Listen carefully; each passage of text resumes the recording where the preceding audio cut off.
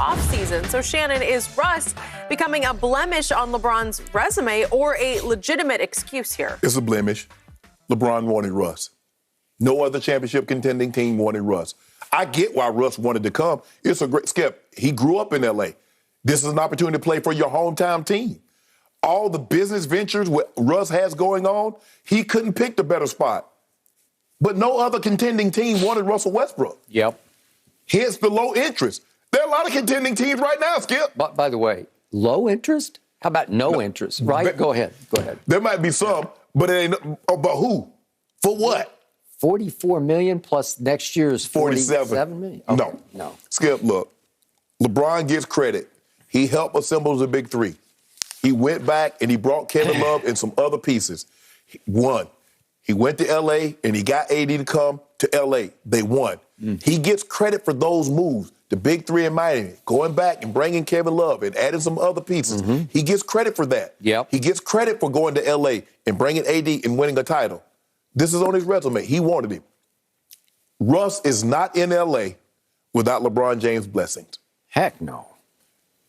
And I hate it because LeBron is playing even better. Skip, no one thought LeBron James would be averaging 29 points, 7 rebounds, and 6 assists in year 19. I thought it would be something like, considering that I thought AD would be the central figure. Yep. It would average something like 27, 28. LeBron would probably be around 23, 24. Russ would be around somewhere between 17 and 19. That's what I was thinking. 29, the dude has 18, 19. He's already doubled the amount of 30-point games he had all of last year. He's doubled it with another 30-plus games to go. Okay. So this is a blemish. This is going to go on LeBron's resume. This is not an excuse. This is not an excuse. You know I'm one of LeBron James' biggest supporters. I think you're number one. But you hired him. Okay. You wanted him. All right, I hear what you just said. But I did first guess this, and I'm going to stand by what I said now that we're at the halfway point of this season. They're 21-20, so that's 41 games out of 82, right? So we're exactly halfway. Yep. I said from the start, I thought it was a brilliant strategic maneuver or gamble by LeBron James, who has the highest IQ, basketball IQ in the game. Because I believe that he looked at this and said, if I can pull this off, if I can make this work with that guy, it will be a feather in my quote-unquote GOAT cap or GOAT case, because everyone will sit back and say, KD failed with Russ. Harden failed with Russ. Kawhi didn't even want any part of Russ and said no to Russ. Right. And LeBron, you pull this off, and to pull it off, you'd have to go win the championship. Right. Okay?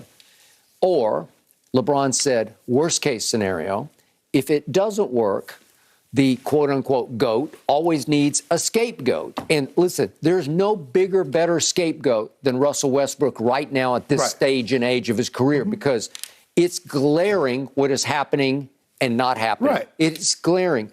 I ran across this stat this morning. I couldn't believe this. Guess who's played the most minutes in the NBA this year? The most minutes. That guy, Russell Westbrook. Well, that's, for better or for worse. How do you look at it? Well, it's become for worse. Correct. Right? Because he's Iron Man. He hadn't missed a game. Correct. So he plays fairly high minutes every single game. Yes. Obviously, LeBron's missed some games. Now he's missed a whole bunch of games. Right.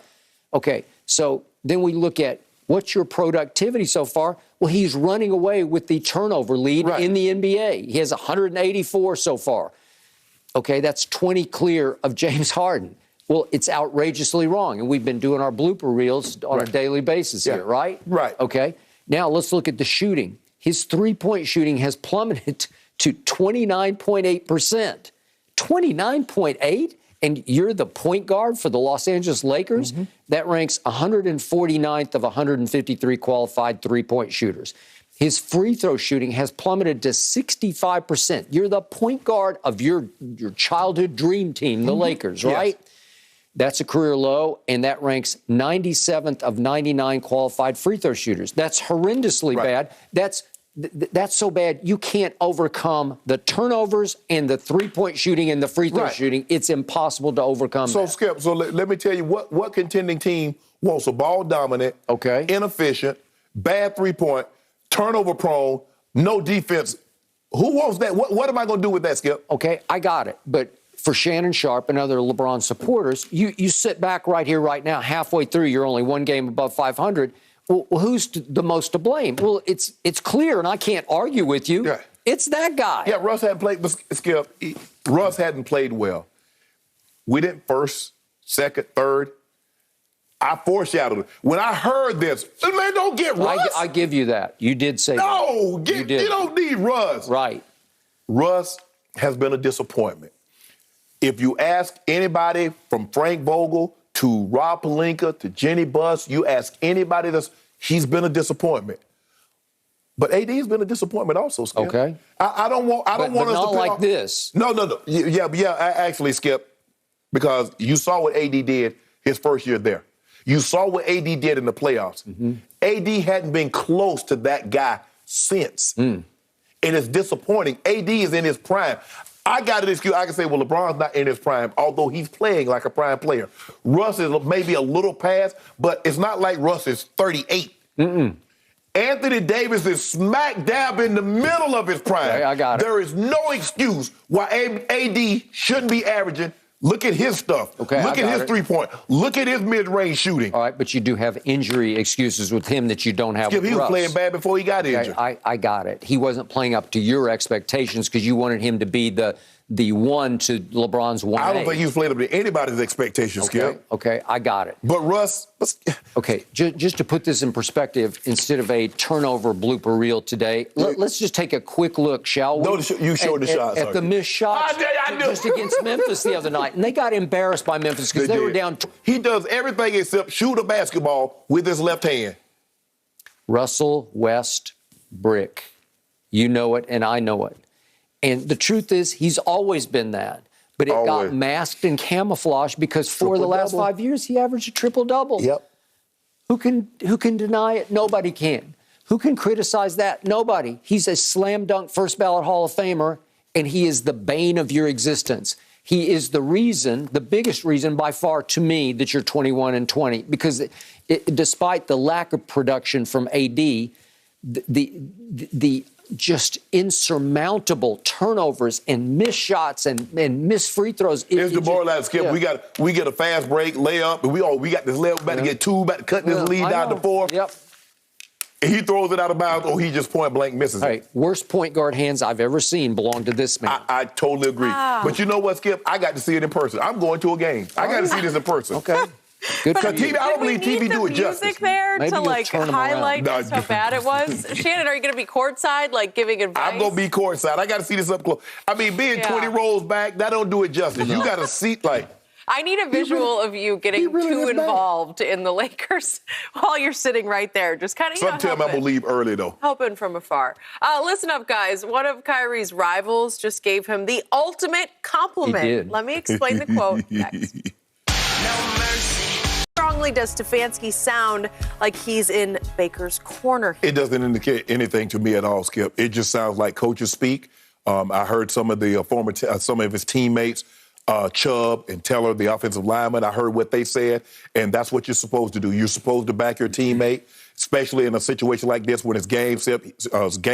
He's going out there, he's playing banged up. We appreciate everything he did. At the end of the day, I don't appreciate that. I'm trying to win games. He didn't help us win no games. So what did that get us? Him being tough. Being tough and winning games and being tough and not losing games, give me tough and winning games. And Baker didn't win enough games. So I believe all of this is this team speak, coaches speak, cliches. He's tough. He's a warrior. I'll go to any game. I go to any battle with him anytime. I get all that, Skip. Heard it. I don't believe it. I believe if they get an opportunity to get a quarterback that they believe is better than Baker Mayfield, they will try and do that. That $19 million salary, Skip, considering for a starting quarterback in NFL, that's peanuts. When the going rate's about $30 to $40 million. So I got Baker Mayfield on a contract that's less than the going rate. I don't have to do anything, but this is what we do know. If they think so much of him, if Stefanski thinks so much of him, give him a contract extension.